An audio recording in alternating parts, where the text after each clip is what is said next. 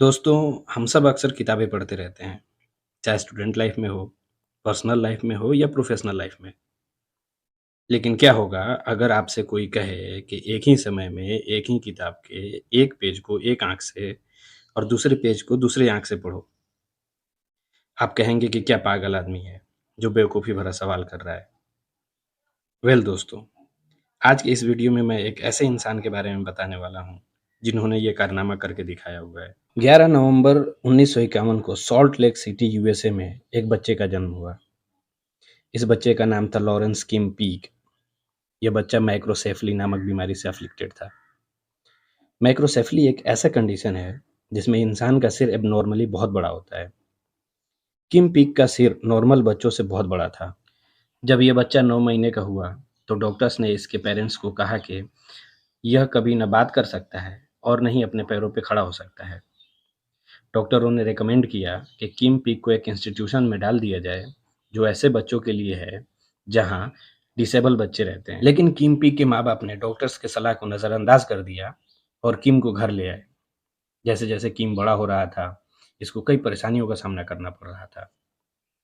किम peak को अपने motor skills में कई दिक्कतों का सामना करना पड़ रहा था, जैसे वो अपने शर्ट के बटन को नहीं लगा पाता था, उसको खुद से चलने में भी दिक्कतें आती। वो रोज़मर्रा की ज़िंदगी से जुड़ा हुआ काम जैसे ब्रश करना, चलना-फिरना, खाना-पीना, कपड़े पहनना, ये सब नहीं कर पाता था।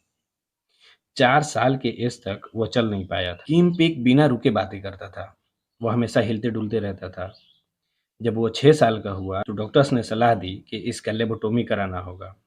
लेबोटोमी एक न्यूरोसर्जिकल इलाज जो मानसिक तौर पे बीमार लोगों के लिए है। किम पीक के पेरेंट्स ने इस इलाज के लिए भी मना कर दिया और उन्होंने किम पीक के लिए होम ट्यूशन का इंतज़ाम किया। किम पीक सेवेंथ सिंड्रोम से अफ़्लिक्टेड थे।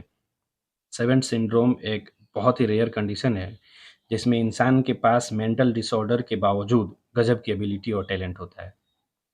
सेवेंथ सिंड्रोम ही किम पीक को स्पेशल बनाती है। किम पीक जब 1 साल के थे, तभी से पूरी किताब ज़बानी याद करना स्टार्ट कर दिया था। उनके पेरेंट्स कोई भी किताब उनके सामने पढ़ते थे, तो किम पीक उसको याद कर लेते थे। जब किम पीक खुद से किताबें पढ़ने लगे, तो वह एक बार पूरी किताब को पढ़ के, फिर किताब को उल्टा रख के पूरी किताब ज़बानी पढ़ देते थे। जब वो 7 साल के हुए, तो उन्होंने पूरी बाइबल को वर्ड बाय वर्ड याद कर लिया था। उनकी रीडिंग एबिलिटी इतनी तेज़ और स्ट्रॉन्ग थी कि वो अच्छी खासी मोटी किताब 1 आधे घंटे में पढ़ जाते थे और सरप्राइज़िंगली पूरी किताब याद भी हो जाती थी। उनकी रीडिंग स्पीड इतनी तेज़ इसलिए थी कि वो किताब के दोनों पेजेज़ को एक साथ पढ़ लेते थे।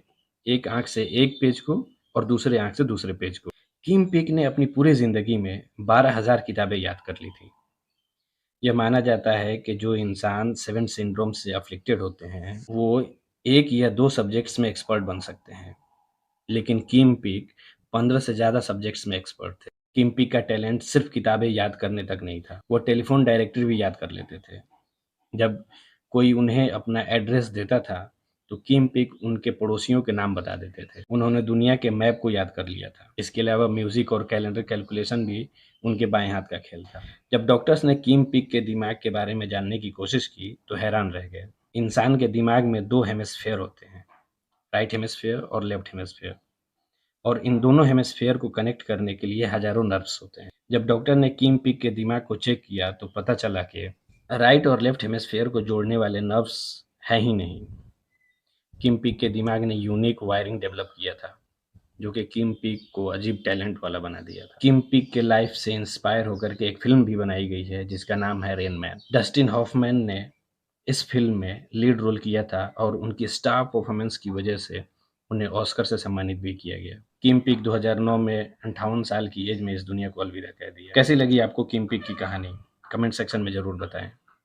मिलते हैं एक नई वीडियो में, तब तक के लिए आप अपना और अपने आस-पास के लोगों का ख़्याल रखें। अल्लाह हाफ़िज़।